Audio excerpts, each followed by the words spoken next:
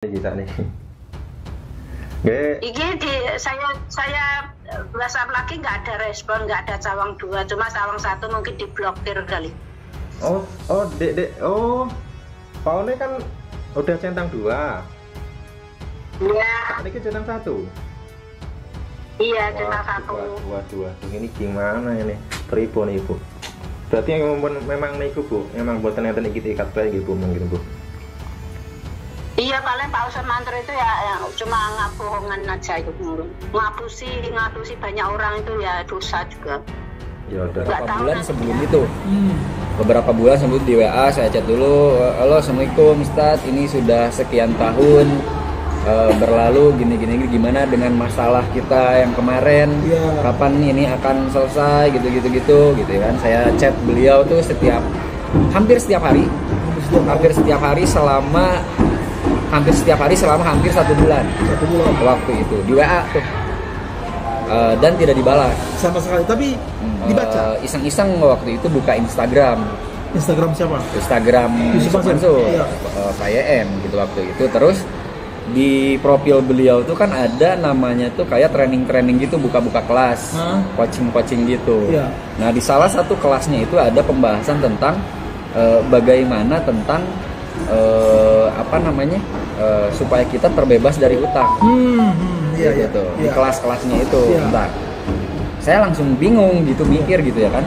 Ini Bapak ini tuh buka kelas supaya bebas dari hutang, tapi beliau sendiri punya hutang yang belum terselesaikan. Itu. Nah, dari situ saya chat lah gitu ya. Pertama besoknya adalah transferan. Dari Yusuf Mansur ini? Dari Yusuf Mansur. Senilai 200.000. Wow, apa pesannya dari uang 200.000 itu? Kan setelah transferan masuk, saya chat lagi beliau. Tat, ini uang apa nih? Gitu ya kan. Kok cuma segini gitu? Ya, ini tuh ini Ustadz tuh mau nyicil atau mau apa gitu, atau mau hadiah atau mau apa gitu. Kayak ini kalau nyicil kecilan gitu ya kan gitu. Ya udah itu buat kamu aja gitu. Intinya saya belum bisa bayar kapan, tapi ya terus ini uang ini apa gitu ya kan, saya harus jelas dong gitu. Ini hadiah atau apa gitu. Terserah kamu ini bilangnya mau apa. Kata dia seperti itu. Setelah itu ada lagi chat lagi nggak? Saya belum lagi. Mungkin nanti kalau mungkin seumpamanya saya kurang kerjaan, ini saya chat. Iya. Jadi memang sekalinya dibalas ya setelah sekian lama di chat atau di spam WA oleh Mas Ali. Ini cuman dikasih duit 200.000. Itu jutaan Mas. Mas Ali itu tagihannya masih jutaan. Ini juga nggak jelas itu statusnya uang apa gitu Pak ya. Tagihannya masih jutaan. Terus kemudian saya baru tahu kalau Mas Ali itu juga sebagai anggota koperasi yang mentor 20 juta. Artinya ada 20 juta terus kemudian ditambah kewajiban Yusuf Mansur dan kawan-kawan itu jutaan juga. Kalau hanya dikasih duit 200.000 kan sama dengan ngenyek gitu Mas. Betul. Iya kan? Menghina. Sama dengan menghina gitu. Betul sekali, betul. Tapi ya seperti itu judulnya.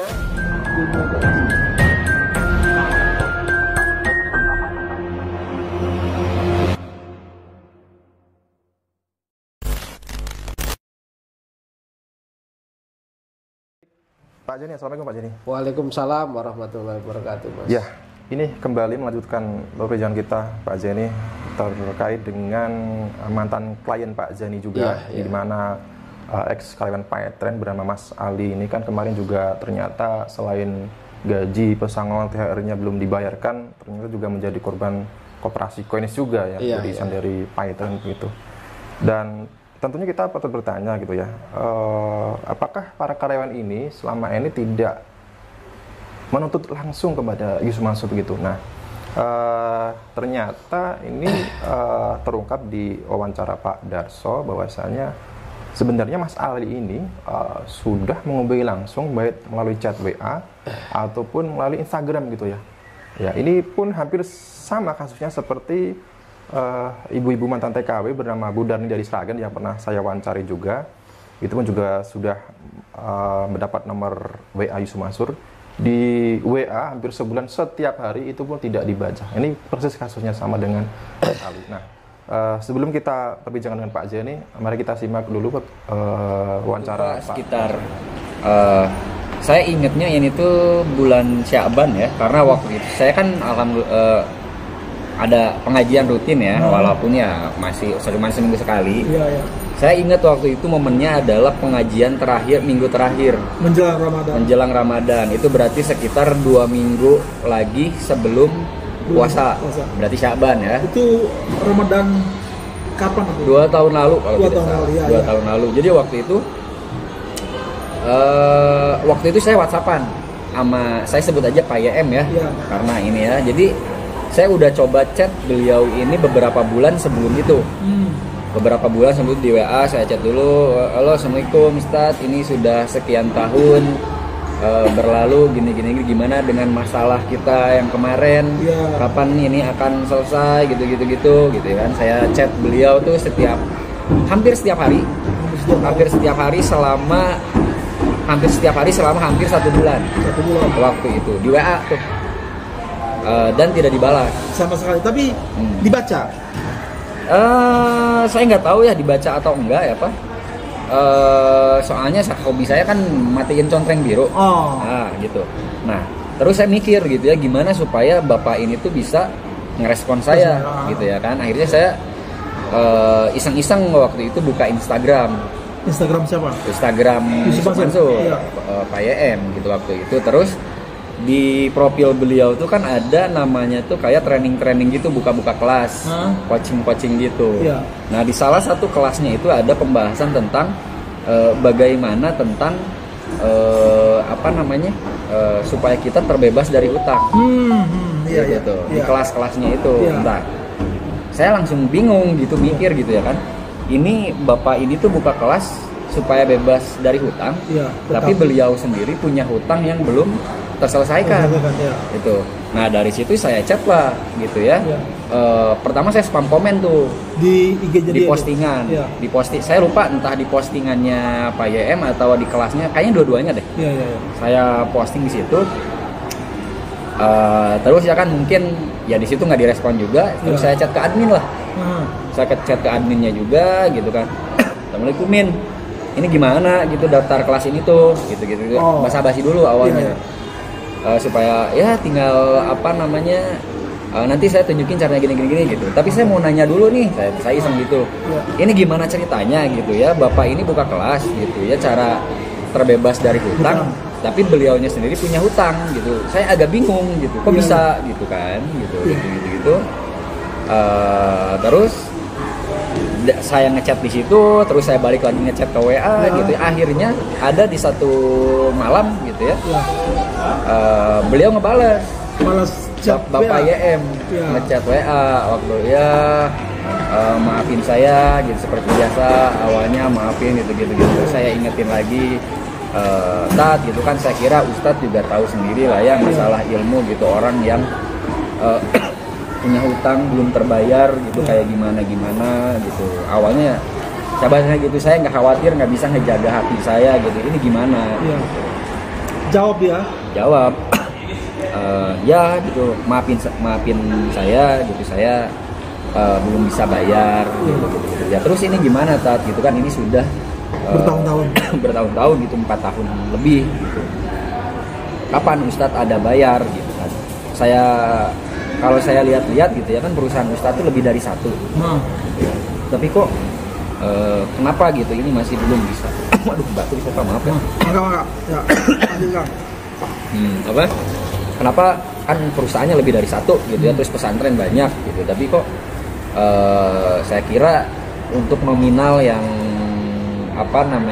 saya gitu dan teman-teman saya ini kayaknya nggak banyak gitu, tapi kok kenapa masih belum selesai gitu ya. Kapan ini saya tanya lagi, kapan ini akan bisa terselesaikan, saya belum tahu katanya gitu jawabannya ya. Nah terus gimana dong Tat gitu kan, ya itu tadi saya kan takut, saya takut nggak bisa jaga hati saya, kata dia, katanya. Nah, saya nggak mau gitu ya, saya nggak bisa, saya khawatir saya suzon gitu, saya sampaikan gitu ya gimana ya gitu. Saya juga doain aja gitu, saya belum bisa kapan gimana begitu dijawabnya gitu. Tapi ya udah, kirim aja nomor rekening. Dia bilang begitu. Dari situ awalnya saya ya udah senang lah ya, udah senang. Wah Nih kayaknya nih bakal dibayar nih sekarang. Iya, iya. Kirim nomor rekening. Nah, saya kirim lah nomor rekening gitu ya, beberapa. Hanya besoknya deh. Iya. Besoknya adalah transferan. Oh, dari Yusuf Mansur ini? Dari Yusuf Mansur. Iya. Senilai 200.000. Wow, apa pesannya dari uang 200.000 itu? Itu kan setelah transferan masuk, Iya. saya chat lagi beliau. Iya. Tat, ini uang apaan nih? Gitu ya kan. Kok cuma segini gitu? Ya, ini tuh ini Ustadz tuh mau nyicil atau mau apa gitu, atau mau hadiah atau mau apa gitu. Kayak ini kalau nyicil kecilan gitu ya kan gitu. Iya. Ya udah itu buat kamu aja gitu. Intinya saya belum bisa bayar kapan, tapi ya terus ini uang ini apa gitu ya kan, saya harus jelas dong gitu. Ini hadiah atau apa gitu.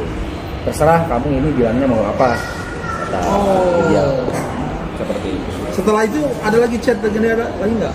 Saya belum lagi. Belum jadi. Mungkin nanti kalau mungkin seumpamanya saya kurang kerjaan, ini saya chat lagi. Iya. Jadi memang dia kalau bikin kata-kata untuk membuat orang jadi tidak agresif. Ya padahal kan dia ini salah gitu ya, tapi seolah-olah kitanya juga jadi segan. Tapi untungnya gitu ya kan, ya saya pikir realistis gitu ya kan, alhamdulillah gitu ya. Ya walaupun ya kata-katanya begitu, tapi ya otak saya masih bisa ini lah. Jadi Yusuf Mansur ini sepertinya bermain di angka 200.000.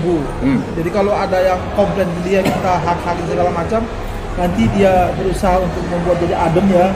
Dengan 200. Mungkin ngerem dulu. Wawancara Mas Ali dengan Pak Darso terungkap bahwasanya Mas Ali ini juga sudah mengechat setiap hari, bahkan Pak itu pun tidak dibaca Pak. Dan juga nulis di kolom komentar menagih lewat Instagram gitu Pak ya, karena kan di Instagramnya Yusuf Mansur kan juga menjual kelas-kelas kuliah wisata hati, bagaimana caranya gitu ya, amalan-amalan lunas hutang, sementara yang bersangkutan banyak sekali hutang yang belum terselesaikan. Nah ini menurut Pak Zedi bagaimana? Ya, jadi mungkin gini, yang perlu saya sampaikan, Mas Ali itu sebenarnya sudah menjadi klien saya bersama 12 karyawan Paytrend lainnya ya.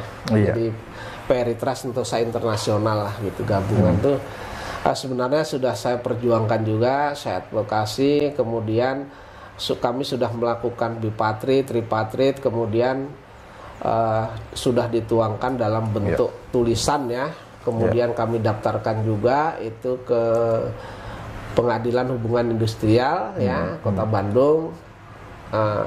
Memang saat pertama daripada perjanjian itu ditepati Mas, satu kali itu dibayar. Betul. Terus kemudian berikutnya kan tidak dibayar.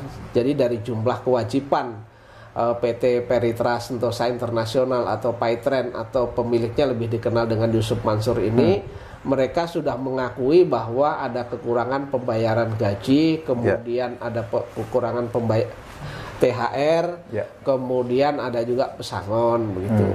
Nah itu sudah dibentukkan dalam bentuk tulisan ya. Dokumennya ada sama saya dan itu sudah didaftarkan ke Pengadilan Hubungan Industrial. Kemudian sudah pernah juga saya lakukan permohonan eksekusi. Namun lagi-lagi kan jurusita katanya, jurusita itu tidak bisa menemukan kantor Paytrend itu sendiri begitu. Terus kemudian kami diminta untuk menentukan kantornya di mana, kemudian barang apa saja yang bisa disita kan begitu. Betul. Nah, sampai dengan saat ini kami menelusuri memang belum ada harta yang bisa disita, jadi kami untuk saat ini stagnan Mas. Mudah-mudahan nanti ada jalan keluar. Nah, berkaitan dengan apa yang dilakukan oleh Ali, menagih berkali-kali bahkan hampir setiap hari, kemudian tidak ada balasan, tidak dibalas oleh Yusuf Mansur kan begitu. Kemudian ketika mereka bisa berkomunikasi lewat Instagram, kemudian dikembalikan 200.000 gitu ya. Betul. Ini sebenarnya apa yang dilakukan Ali itu juga dilakukan oleh klien saya, temennya Ali yang 12 orang itu termasuk Ali. Kemudian beberapa orang juga yang mengadukan kepada saya, termasuk Suwarto dan seterusnya, itu kan sebenarnya mereka sudah nagih dan capek gitu ya. Nah, Kemudian kalau dikaitkan dengan program-program Yusuf Mansur yang mengatakan adanya kajian bebas hutang, bebas hutang, kemudian rezeki murah gitu ya. Betul. Ya menurut saya Yusuf Mansur sebelum itu dijual keluar atau itu dipresentasikan keluar, kan sebaiknya Yusuf Mansur yang mengamalkan dulu, ya kan? Betul. Nanti kalau sudah ada hasilnya baru itu disampaikan kepada orang, kan begitu. Jadi jangan orang juga diajain, terus kemudian dia sendiri masih bermasalah. Ya, kewajibannya di mana-mana terhadap karyawan Paitren, kemudian terhadap investor Hotel City, kemudian terhadap investor batubara. Batubara itu masih miliaran loh sampai dengan sekarang, kan? Betul. Kurang lebih ada sekitar yang belum, kalau dipotong dengan bagi hasil mungkin masih ada sekitar 45 miliaran, ya kan? Kemudian ya saya kira Yusuf Mansur harusnya mengaca diri, ke introspeksi bahwa mereka, Yusuf Mansur lah yang dulu menjalankan itu, kan begitu. Iya, betul. Nah, kemudian kalau nanti sudah ada hasilnya ya baru ditularkan kepada orang lain. Jangan orang lain disuruh seperti itu, kemudian dia sendiri tidak melakukan itu, kan? Iya.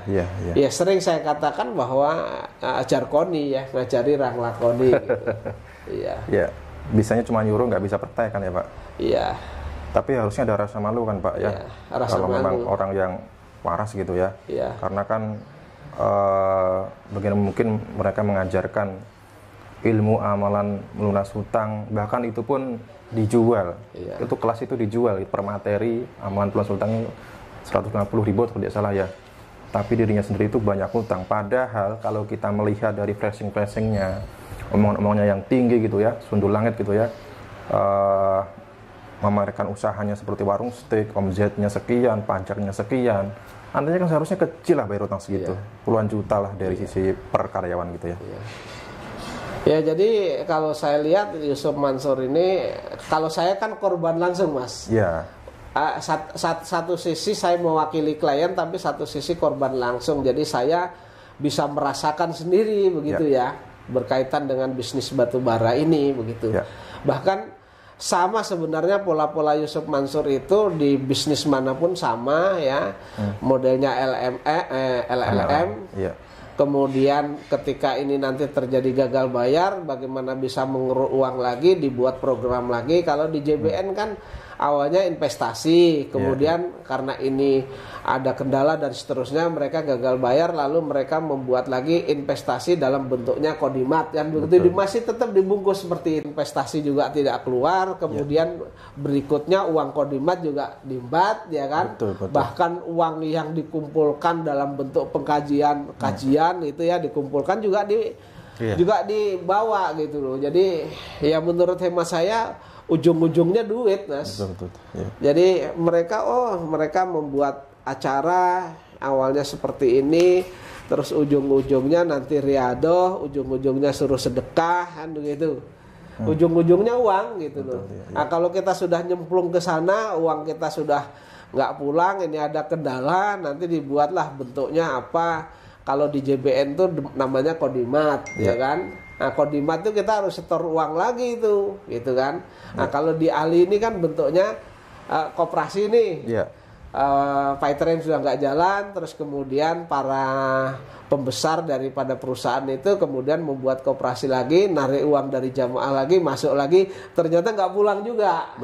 Jadi modus operasinya sudah bisa kita baca. Nah, terus kemudian ketika menjadi masalah itu Yusuf Mansur dengan mengatakan bahwa ya nanti saya ganti tapi dengan cara mencicil atas izin Allah dan seterusnya, bahasanya begitu. Ya, jadi mereka menjanjikan itu bukan hanya terhadap Ali itu saja, tetapi jamaah Masjid Darussalam berkaitan dengan investasi batubara itu juga sama, Mas, itu dijanjikan begitu. Ya, terus kemudian Ali juga begitu, Soeharto juga begitu dan seterusnya lah. Nanti doain saya, ini belum ada, doain saya, maafin. Lama-lama lupa. Bahkan jamaah investor batubara JBN tuh saking sabarnya sampai dengan dipanggil Allah Subhanahu wa taala.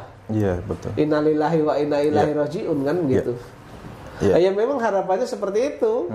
Karena mereka ya menurut hemat saya bisnis-bisnis Yusuf Mansur yang mengumpulkan uang umat ini, yang saya amati nggak ada yang selamat nih Mas. Mesti jatuhnya bangkrut gitu kan. Batu bara bangkrut, ya kan. Terus kemudian Paitren, PSI bangkrut juga. Nah, banyak yang lain-lainnya lah, meninggalkan luka yang mendalam dan kerugian para jamaah gitu. Betul. Ya. Ini pantas saja ya. Perkara Pak Zaini di pengadilan Jaksel pada sudah ada putusan jelas Yusuf Mansur prestasi dan harus membayar 1 miliar gitu Pak, 1 miliar lebih gitu ya. Kemudian di perkara Bulis juga sudah diputus prestasi harus membayar 4 miliar, itu pun juga dibayar. Ini saja karyawannya yang sudah bertahun-tahun bekerja di sana ikut membesarkan Paitren, berjasa kepada Yusuf Mansur. Bahkan untuk meminta gajinya saja ini tidak diberi, bahkan chat pun tidak dibalas gitu. Nah ini kan sudah menggambarkan bagaimana takdir Yusuf Mansur. Jadi bukan hanya pelit, saya kira benar Pak, kata Pak Zaini, double gitu Pak ya. Iya. Dan itu pun ketika sekalinya dibalas ya, setelah sekian lama di chat atau di spam WA oleh Mas Ali, ini cuman dikasih duit 200.000.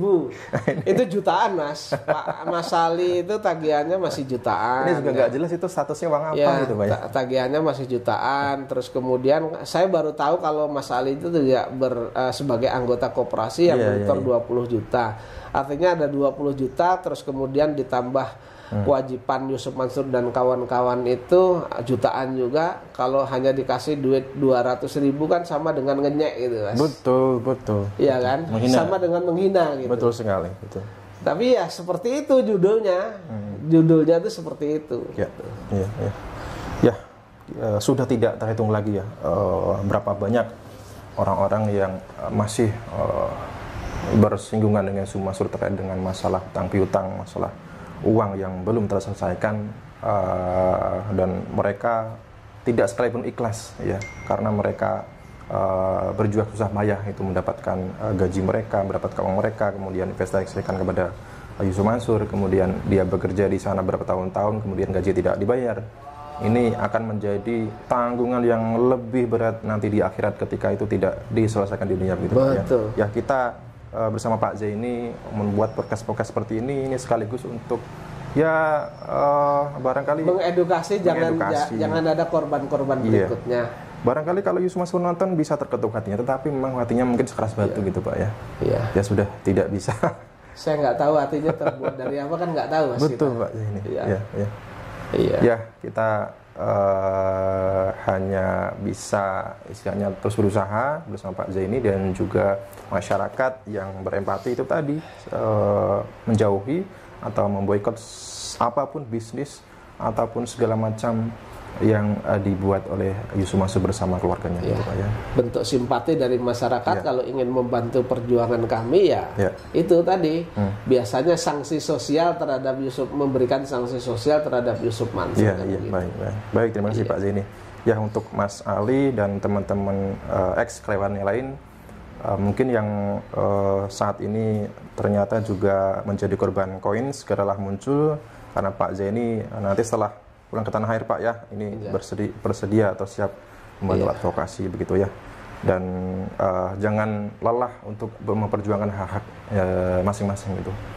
Baik, mungkin itu saja Pak Zaini atau mungkin cukup Pak ya. Baik teman-teman, itu tadi perbincangan saya dengan Pak Zaini Mustafa terkait dengan masalah Mas Ali, mantan karyawan Paitren yang ternyata gaji pesangon THR ini belum dibayarkan, kemudian menjadi korban koin sebesar 20 juta rupiah, yang pernah menagih ke Yusuf Mansur berkali-kali tiap hari, sekali dibalas cuma dikasih 200. Ini sebagai bentuk, saya kira itu penghinaan gitu kepada karyawan-karyawan begitu. Baik, saya kira saya cukup sekian. Saya Haji dan Pak Zaini dari Kota Wisata Cibubur mengucapkan terima kasih. Wassalamualaikum warahmatullahi wabarakatuh.